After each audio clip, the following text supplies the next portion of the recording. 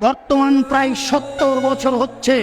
70 বছর থেকে এই তৎপরতাই চলছে যে এদেশের খেলাফত দখল করতে হবে নির্বাচনের মাধ্যমে। আমরা যদি সংসদে যেতে পারি তাহলেই এদেশে কোরআন এবং হাদিস এর আইন চালু করতে পারবো। এই আকীদা ঠিক নয়। যদি তাই হতো তাহলে ফেরাউন মারা গেল, সংসদ খালি হলো। ফেরাউন ডুবে গেল, সংসদ খালি হলো।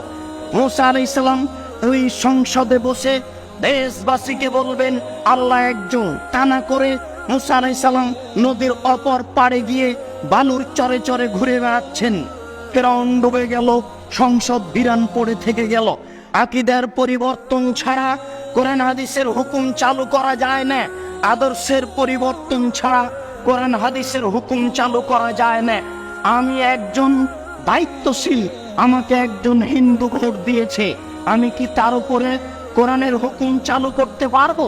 একেবারে নগ্ন মহিলা আমাকে ভোট দিয়েছে, আমি কি তাকে এখন বলতে পারি যে তুমি এই মুহূর্তে হেজাব পরিধান করো, পর্দা করতে হবে?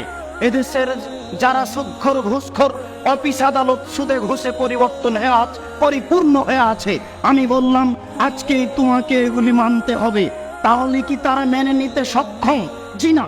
যতক্ষণ পর্যন্ত তার আকীদা পরিবর্তন না করতে পেরেছি, তাকে বুঝাতে না পেরেছি সুদ খাওয়া হারাম, সুদ বৈধ নয়, তোমাকে ছেড়ে দিতে হবে, তুমি একজন মহিলা, তোমাকে পর্দা করতে হবে, ও নিজেই বলবে ঠিক আছে আজ থেকে আমি পর্দা স্বীকার করলাম, ও নিজেই বলবে আজ আমি সুদ ছেড়ে দিলাম। এইভাবে যখন মানুষ সবাই ছেড়ে দিবে তখন তার উপরে কোরআন হাদিস চালু করা যাবে। এটাই হচ্ছে ইমারত।